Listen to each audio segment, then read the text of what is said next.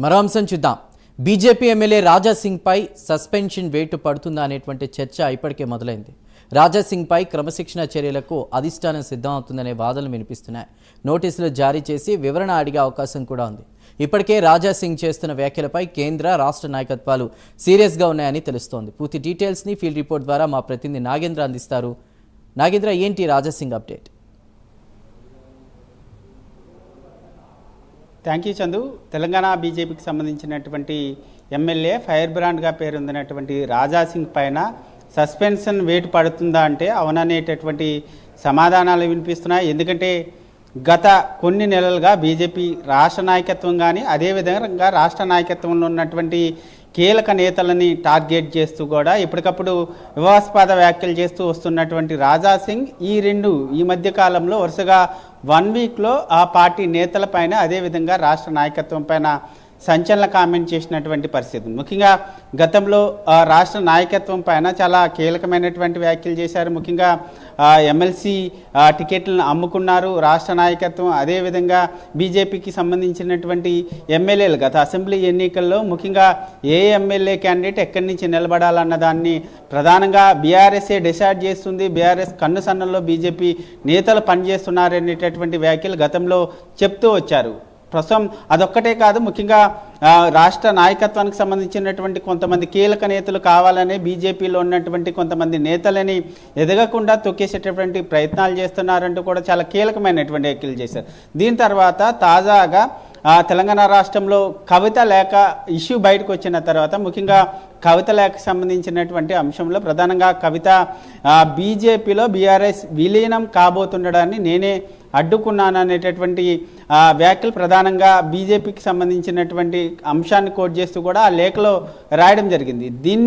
ఈ లేఖ పైన ప్రధానంగా లేఖకు మద్దతు తెలుపుతూ కవితకు మద్దతు తెలుపుతూ కూడా రాజాసింగ్ చాలా కీలకమైనటువంటి వ్యాఖ్యలు చేశారు. దాంట్లో ప్రధానంగా కవిత చెప్పేటటువంటి వ్యాఖ్యల్లో నిజముద్ది. ముఖ్యంగా బీజేపీ నేతలకి పెద్ద ప్యాకేజీలు వస్తే ముఖ్యంగా బీజేపీ నేతలంతా కూడా బీఆర్ఎస్కి అమ్ముడుపోతారనేటటువంటి సంచలనమైనటువంటి కామెంట్ చేశారు. గత అసెంబ్లీ ఎన్నికల్లో కూడా బీఆర్ఎస్ ఏం చెప్తే అది అసెంబ్లీ ఎన్నికల్లో అక్కడ క్యాండిడేట్లని నిలబెట్టారనేటటువంటి వ్యాఖ్యలను కూడా చేసినటువంటి పరిస్థితి. ముఖ్యంగా ఇప్పటి వరకు తెలంగాణ రాష్ట్రంలో బీజేపీ అధికారంలోకి రాకపోవడానికి కారణం ఏంటి? ముఖ్యంగా దీనికి ప్రధాన కారణం రాష్ట్రంలో ఉన్నటువంటి రాష్ట్ర నాయకత్వంలో ఉన్నటువంటి కొంతమంది కీలక నేతలు కానీ బీఆర్ఎస్కి రాష్ట్ర నాయకత్వంలో ఉన్నటువంటి నేతలు అమ్ముడుపోవడం వల్లే ఇప్పటివరకు కూడా బీజేపీ తెలంగాణ రాష్ట్రంలో అధికారంలోకి రాలేదనేటటువంటి వ్యాఖ్యలు చేయడం జరిగింది. మరొకవైపు రాబోయేటటువంటి అసెంబ్లీ ఎన్నికల్లో కూడా బీజేపీ నేతలను డిసైడ్ చేసేది బీజేపీ ఎమ్మెల్యే క్యాండిడేట్లను ఎక్కడెక్కడ నిలబెట్టాలన్న దానిపైన కూడా డిసైడ్ చేసేది బీఆర్ఎస్ని అంటూ కూడా మరొకసారి దానిపైన హాట్ కామెంట్ చేసినటువంటి పరిస్థితి ఉంది. దీనిపైన కొంత ఆది నాయకత్వం చాలా సీరియస్గా ఉంది. ఇప్పటివరకు కూడా రాష్ట్ర నాయకత్వంలో ఉన్నటువంటి నేతలపైన వరుసగా వివాదాస్పద వ్యాఖ్యలు చేసినటువంటి రాజాసింగ్ ఇప్పుడు బీఆర్ఎస్ కవితకు మద్దతు తెలుపుతూ కవిత చేసినటువంటి లేఖకు సంబంధించి ముఖ్యంగా రాష్ట్ర నాయకత్వం పైన సంచలనమైనటువంటి వ్యాఖ్యలు చేశారు. దీనికి సంబంధించి అగ్రనాయకత్వం చాలా సీరియస్ అయింది. రాష్ట్ర నాయకత్వం ఆ దిశగా ఇప్పుడు ప్రస్తుతం రాజాసింగ్ చేసినటువంటి వ్యాఖ్యలకు సంబంధించి ఎవరిని అడిగేటటువంటి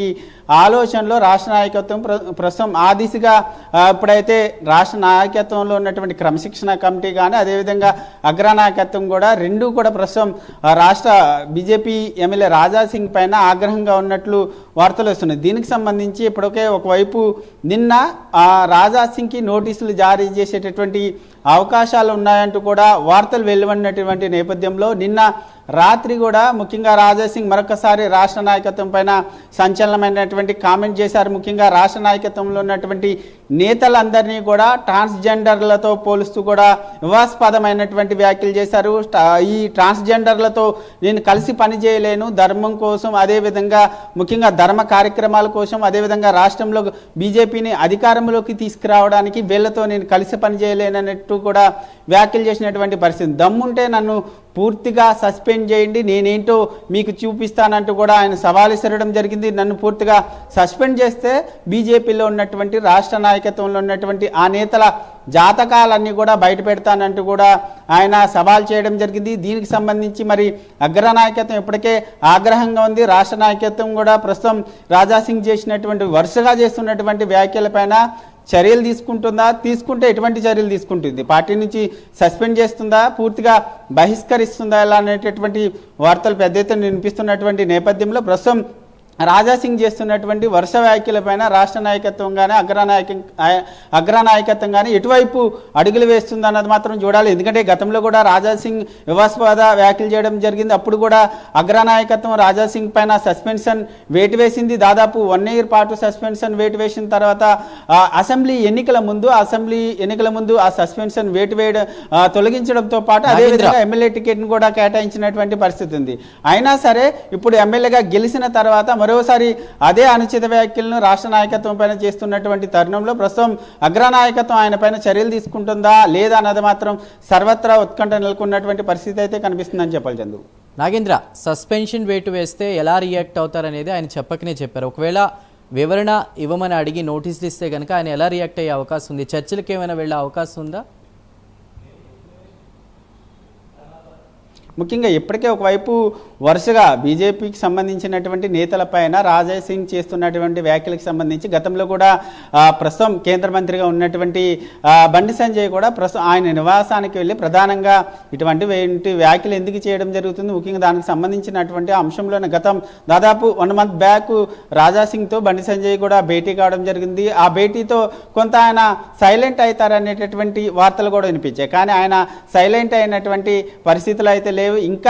ఆయన రాష్ట్ర నాయకత్వం పైన ఇంకా ఆగ్రహం వ్యక్తం చేస్తున్న సంచలనమైనటువంటి కామెంట్ చేస్తున్నటువంటి పరిస్థితి. ప్రస్తుతం మరి ఆయన పైన ఎవరిని అడిగి ఎందుకు కవితకి సంబంధించినటువంటి లేఖ పైన కవితకి ఎందుకు మద్దతు తెలపాల్సి వచ్చింది అనేటటువంటి అంశం పైన ఎవరిని కోరేటటువంటి అవకాశం ఉంది. ఎందుకంటే రాజాసింగ్ చేస్తున్నటువంటి వ్యాఖ్యలు చాలా కీలకమైనటువంటి వ్యాఖ్యలు ఉన్నాయి. ఎందుకంటే రాష్ట్ర నాయకత్వంలో ఉన్నటువంటి చాలా మంది నేతలు బీఆర్ఎస్కి అమ్ముడుపోయారు. పెద్ద ప్యాకేజీలు ఇస్తే వచ్చేటటువంటి అసెంబ్లీ ఎన్నికల్లో కూడా అమ్ముడుపోతారనేటటువంటి చాలా కీలకమైనటువంటి వ్యాఖ్యలు చేసినటువంటి నేపథ్యంలో ఇటువంటి వ్యాఖ్యలు ఎందుకు చేయాల్సి వచ్చింది, మీ దగ్గర ఉన్నటువంటి ప్రూఫ్స్ ఏమున్నాయి, ముఖ్యంగా రాష్ట్ర నాయకత్వంలో ఉన్నటువంటి నేతలు బీఆర్ఎస్ నేతలతో టచ్లో ఉన్నారనేటటువంటి వార్తలకు సంబంధించి మీ దగ్గర ఉన్నటువంటి ఆధారాలను అడిగేటటువంటి అవకాశం కనిపిస్తుంది. దీనికి సంబంధించి ఒక పూర్తి స్థాయిలో ఒక నివేదికను తీసుకొని ఆ నివేదికని అగ్రనాయకత్వానికి పంపించేటటువంటి అవకాశం కనిపిస్తుంది. అగ్రనాయకత్వానికి నిజంగా రాజాసింగ్ ఇచ్చేటటువంటి వివరణకు సంబంధించి వాళ్ళు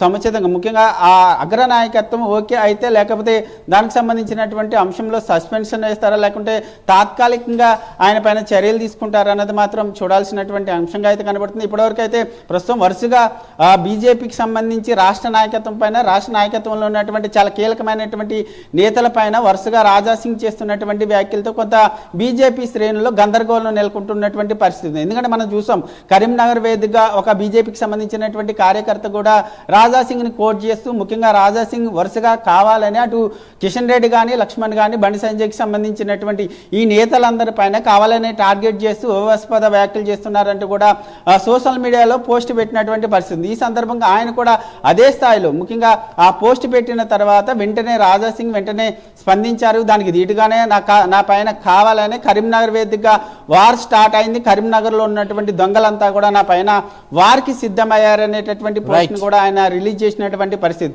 ఒక్కటి ముఖ్యంగా రాజాసింగ్ చేస్తున్నటువంటి వ్యాఖ్యలకు సంబంధించి ముఖ్యంగా ఏ నేతలు కూడా బహిరంగంగా స్పందించడం లేదు. కానీ అగ్రనాయకత్వం ఆ దిశగా రాజాసింగ్ చేస్తున్నటువంటి వ్యాఖ్యలపైన పూర్తి స్థాయిలో లోతుగా విచారణ చేస్తుందా, నివేదిక అడుగుతుందా, నివేదిక అడిగితే ఆయన పైన ఎటువంటి చర్యలు తీసుకుంటుందా అన్నది మాత్రం చూడాలి. ఎందుకంటే రాజాసింగ్ పైన అడ్డుకట్ట వేయకపోతే రాబోయేటటువంటి రోజుల్లో పార్టీకి మరింత నష్టం కలిగేటటువంటి అవకాశం ఉందనేటటువంటి చర్చ కూడా బీజేపీ శ్రేణుల్లో జరుగుతున్నటువంటి పరిస్థితి అయితే ఉంది. చందు, రైట్.